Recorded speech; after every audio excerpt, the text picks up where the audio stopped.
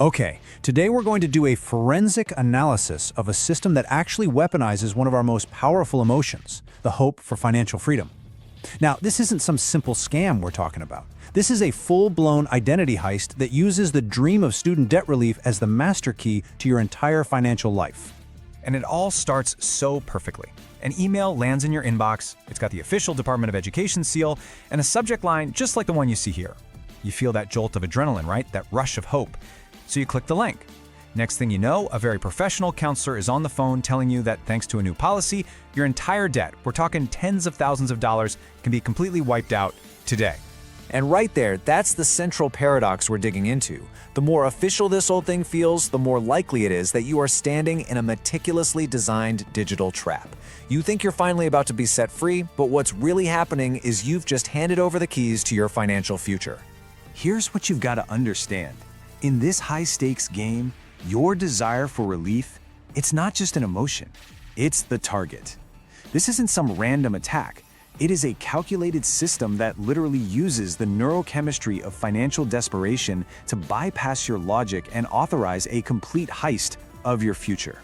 So here's how we're going to break it all down. First, we'll look at the environment where these scams just flourish, what we call the regulatory fragility trap. Then, we'll dissect the anatomy of the heist itself, and after that, the psychology of why it's so darn effective. From there, we'll build your unbreakable defense protocol, and we'll finish with the single most important takeaway. Real relief is always free. So first, let's really get a handle on the environment. You see, these scams don't just exist in a vacuum. They thrive in the gaps, the cracks created by the very system that's supposed to be helping you. The sheer complexity of official government policies creates the perfect opening for these predators to slide right in. And that brings us to this core concept, regulatory fragility. So what does that even mean? Well, think of it this way. When the official rules get super complicated, our natural, logical resistance to a simple, immediate solution just drops to zero. We feel overwhelmed by the real process, so when someone comes along and offers a simple, easy path, our brain just latches on. And all of a sudden, the scammer's easy system feels more real and more helpful than the Department of Education itself. And you have to know, the stakes here are so much higher than just a processing fee. This is about total identity liquidation. First, once they have your stolen FSA ID, scammers can actually enroll you in online classes you never even attend, taking out new loans in your name. That's the ghost student scam. Then, that fraudulent activity can get you blacklisted, which completely destroys your ability to get real financial aid in the future. They call this reciprocal siphoning. And in the end, the relief you were promised becomes a debt expansion event, leaving you way worse off than you were before. All right, now we're getting to the core of this whole explainer. We're going to deconstruct this system step by step, almost like an intelligence analyst profiling a financial virus. You have to understand this. This isn't an application for help. It is an identity hijacking, plain and simple. So the entire operation kicks off with this really clever technique called policy mirroring. A scammer doesn't start with a lie. No, they start with a half-truth. They'll mention a real news story or a real government program to establish what's called a truth anchor. Now, this isn't about having a reasonable conversation. It's about triggering a physiological response in you, that rush of hope that just blows past your initial skepticism. The heist itself unfolds in 4 phases. So after they set that truth anchor with the policy mirror, they move to step 2, the credential harvest. They send you to a fake, secure portal and ask for your FSID password. This right here is the point of no return. Then, in step 3, isolation, they'll have you sign a power of attorney. They use that to change your contact info with your real loan servicer, which cuts you off from any official warnings.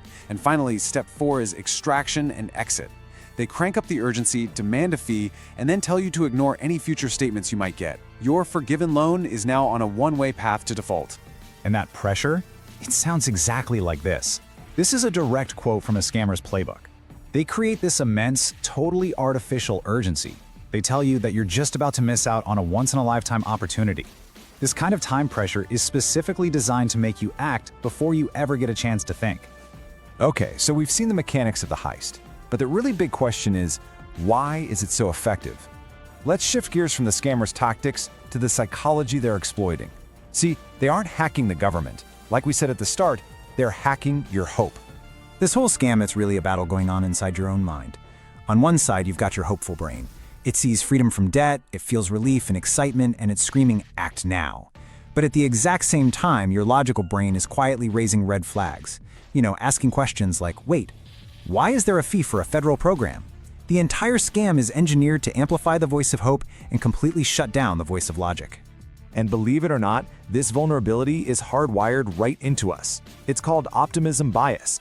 Our brains literally evolved to prioritize solving a crisis. And let's face it, in a world of crushing debt, forgiveness feels like the ultimate solution. Once your brain truly believes freedom is right around the corner, it physically struggles to think logically.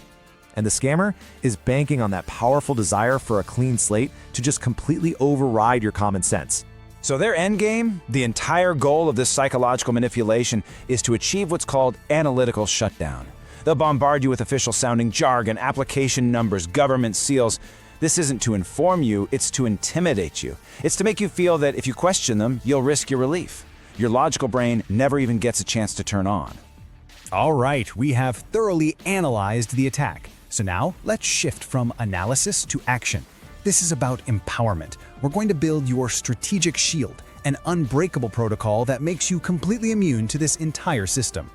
The first rule is absolute. It is non-negotiable. It's the Gov-only shield. All real, legitimate federal student aid business happens through one website and one website only, studentaid.gov. If you are on a website that ends in .com or .us or anything else, it is a con. Period. This is your first and your most powerful line of defense. And the second critical rule is the zero-fee rule. Applying for federal student loan relief or consolidation or any other government program is always free. The second someone asks you for a processing fee, an application fee, any kind of upfront payment, you know you're talking to a predator. So here it is, your actionable 4-step protocol. First, a password audit. Understand right now that your FSA ID password is the key to your financial kingdom. Any request for it is predatory. Second, always use that Gov-only shield we just talked about. Third, have a relief exit script ready to go for any suspicious call. And fourth, after you disengage, report the scam to the Federal Trade Commission. Help build a firewall for everybody else. And this is your script. This is your tool. Memorize it. Practice it. I only handle federal student aid applications through the official .gov portal. I do not provide my credentials to third parties. I am ending this call. A legitimate official will absolutely respect this. A scammer? They'll immediately pivot to threats or more fake urgency, and in doing so, they'll prove they're a fraud. Okay, let's bring all this together. After deconstructing the psychology and the mechanics of this heist, absolutely everything boils down to one single core principle. This is the single most important idea in this entire explainer. Real federal help is free. A scam is the only thing that will ever ask you to pay money up front. If you remember nothing else from our time today, remember that. It's the ultimate filter. And let's be crystal clear about their true intent. When they ask for your FSA ID and your password, they are not trying to help you navigate a system. They are trying to digitally replace you. They want to become you, lock you out, and take complete control of your financial identity. So we'll end with this. This is your mantra for financial security. It's a declaration of control. Repeat it. Internalize it. I don't share my FSA ID. I use the .gov portal. I never pay for free help. I stay in control of my debt. The moment you adopt this mindset, you are no longer a target, you are a fortress.